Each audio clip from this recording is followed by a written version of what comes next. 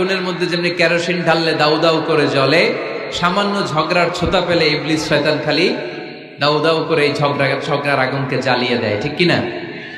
এই জন্য ঝগড়া করবেন না, মেহরবানি করে ঝগড়া শুরু করবেন না। যে কোনো মূল্যে এই ঝগড়াকে থামায় রাখতে হবে।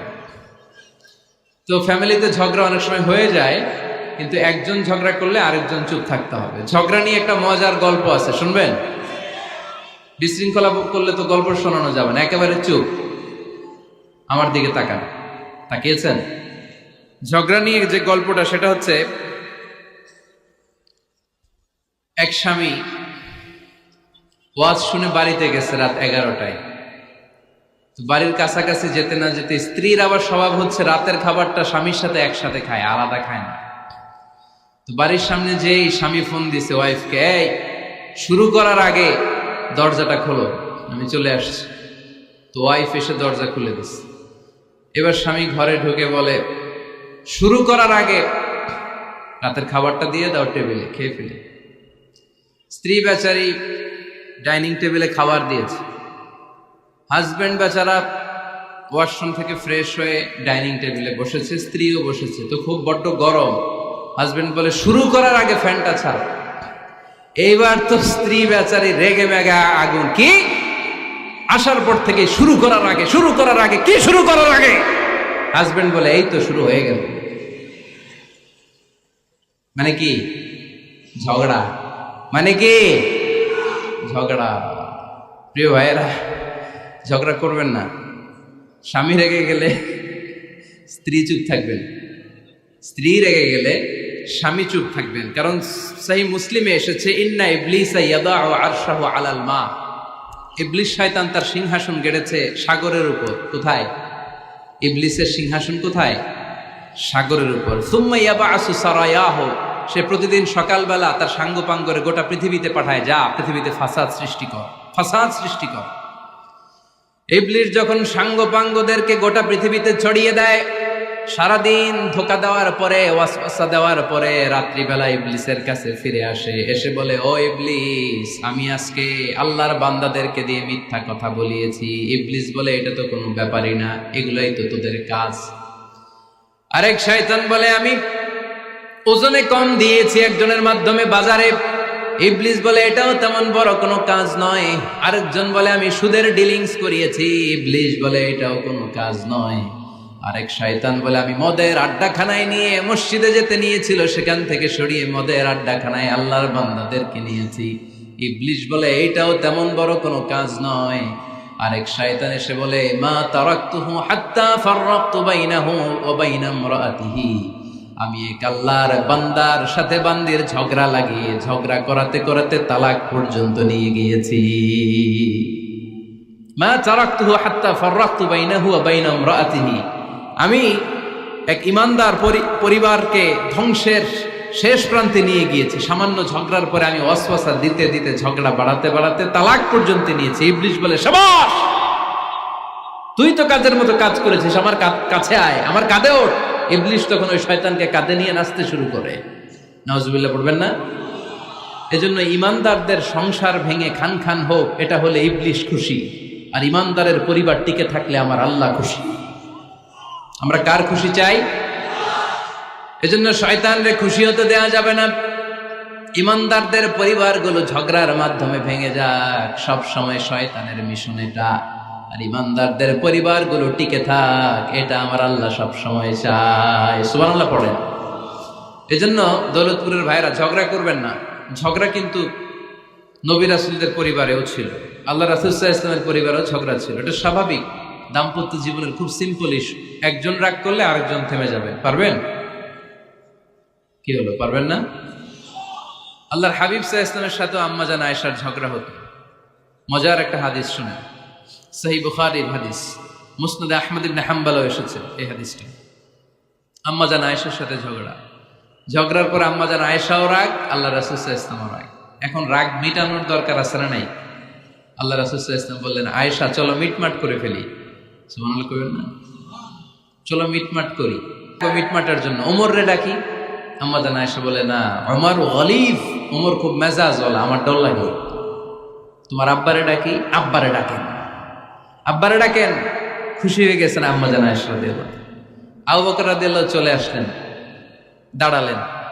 এবার বিষ্ণু ইসলাম বললেন, তাতাকাল্লিমিন আও আতাকাল্লাম, কি ঘটছে আমাদের মাঝে, তুমি বলবা না আমি বলবো? আম্মা জান আয়েশা বললেন, তাতাকাল্লামু আনতা ওয়ালা তাকুল ইল্লা হাক্কান, আপনিই বলেন তবে সত্য ছাড়া মিথ্যা বলেন না। আবু বকর রাদিয়াল্লাহু তাআলা আনহু শুনে রেগে গেলেন, কি এ কেমন কথা তোমার, নবীকে উদ্দেশ্য করে তুমি বলছো সত্য ছাড়া মিথ্যা বলবেন না, নবী কখনো মিথ্যা বলবে নাকি? রেগে মেয়ের গায়ে মেরেছে এক চর। চর খেয়ে আম্মা জান আয়েশা উল্টে পড়ে গেলেন। সাইয়েদনা আবু বকর রাদিয়াল্লাহু তাআলা আনহু রেগে গড়গড় করতে লাগলেন, আবার মারার জন্য উদ্যত হলেন।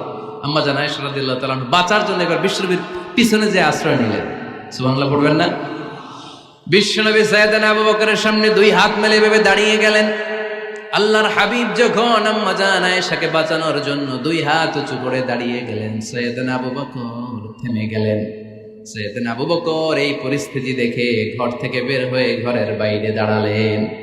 এবার আল্লাহর রাসূল সাল্লাল্লাহু আলাইহি ওয়াসাল্লাম আম্মা জান আয়েশাকে তুললেন, বললেন, ইয়া আয়েশা কাইফা রাআইতিনি আনকাসতুকি মিনার রাজুল, দেখলা নাকি কেমন করে আমি তোমার বাবার হাত থেকে তোমারে বাঁচালাম?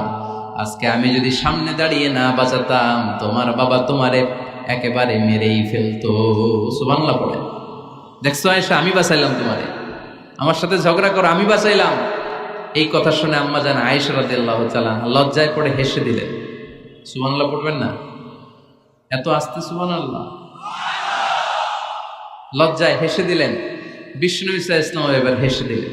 দুইজনের হাসাহাসি শুনে বাইরে থেকে আবু বকর রাদিয়াল্লাহু তাআলা আনহু হাসির আওয়াজ শুনে অবাক, কিরে এতক্ষণ যুদ্ধ এখন আবার হাসি কেন? হাসে দেখার জন্য সাইয়েদনা আবু বকর রাদিয়াল্লাহু তাআলা আনহু ঘরের ভেতরে ঢুকলেন। ঢুকে দেখেন আম্মা জান আয়েশাও হাসে, বিশ্বনবীও হাসে, সাইয়েদনা আবু বকর হেসে দিলেন। আরশের উপর থেকে খুশি হয়ে গেলেন কে?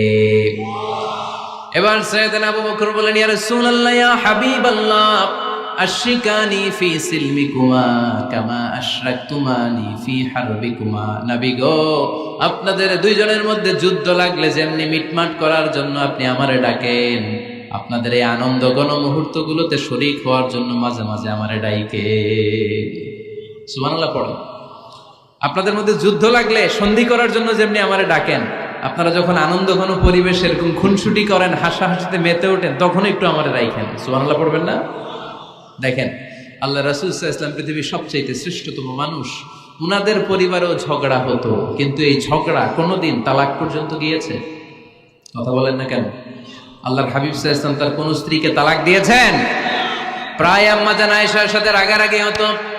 আল্লাহর হাবিব সাল্লাল্লাহু আলাইহি ওয়াসাল্লাম বলতেন, আয়েশা কখন তুমি রেগে থাকো সেটাও আমি জানি, কখন তুমি আমার উপর খুশি থাকো সেটাও আমি জানি। ইয়া আয়েশা ইন্নী লা আ'লামু ইযা কুনতি আন্নী রাদিয়া ওয়া ইযা কুনতি আলাইয়া গাদবা। আয়েশা কখন রেগে থাকো তাও বুঝি, কখন খুশি থাকো তাও বুঝি। আম্মা জান আয়েশা বললেন, ইয়া রাসূলুল্লাহ, কেমনে বোঝেন? বিশ্বনবী বললেন, তোমার দোয়ার বাক্যগুলো শোনো বুঝি। যখন তুমি আমার উপরে খুশি থাকো তখন দোয়ার সময় তুমি এভাবে বলো, ওয়া রাব্বি মুহাম্মদ, ও মুহাম্মাদের রব, আপনি আমাদের সব গুনাহ মাফ করে দেন। আর যখন তুমি আমার উপর রেগে থাকো তখন তুমি মুনাজাতের সময় বলো, ওয়া রাব্বি ইব্রাহিম, ইব্রাহিমের রব, আপনি আমাদেরকে ক্ষমা করে দেন। তার মানে যখন তুমি রেগে থাকো তখন দোয়ার সময় আমার নামটা মুখে নিতে চাও না। সুবহানাল্লাহ পড়েন। তখন তুমি দোয়ার সময় অন্য নবীর নাম নাও। আম্মা জান আয়েশা বললেন, ইয়া রাসূলুল্লাহ, মা আহাজুরু ইল্লা ইসমাক, আমি তো শুধু নামটাই সরাই, আমার মুখ থেকে কেবল আপনার নামটাই সরায় রাখি, আমার হৃদয় থেকে কখনো আপনারে সরাতে পারি না। আমার হৃদয় জুড়ে আপনি, মা আহাজুরু ইল্লা ইসমাক, নবী হে, আমি শুধু দোয়ার সময় রাগের মাথায় আপনার নামটা বাদ দেই, হৃদয় থেকে তো আপনারে বাদ দিতে পারি না। সুবহানাল্লাহ বলবেন না? তার মানে নবীদের ফ্যামিলি তো ঝগড়া এগুলো হতো, কিন্তু এটা তালাক পর্যন্ত গড়াতো না, ঠিক কিনা? তাহলে এখন থেকে আমাদের এই স্লোগান নিতে হবে যে ঝগড়া করলেও আমরা ডিভোর্সের দিকে যাব না। পারা যাবে? আর একজন রেগে গেলে আরেকজনকে চুপ থাকতে হবে। ভাবি রেগে গেলে আপনি চুপ, পারবেন? পারবেন না? ইনশাআল্লাহ। এই যারা বিয়ে করে না এরা ইনশাআল্লাহ, আর বাকিরা চুপচাপ। আওয়াজ করে পড়েন না ইনশাআল্লাহ। তাহলে প্রথমে স্যাক্রিফাইস, তারপর ঝগড়া করা যাবে না। 3 নাম্বার, দাম্পত্য জীবনের কোনো গোপন কথা অন্যের কাছে শেয়ার করা যাবে না।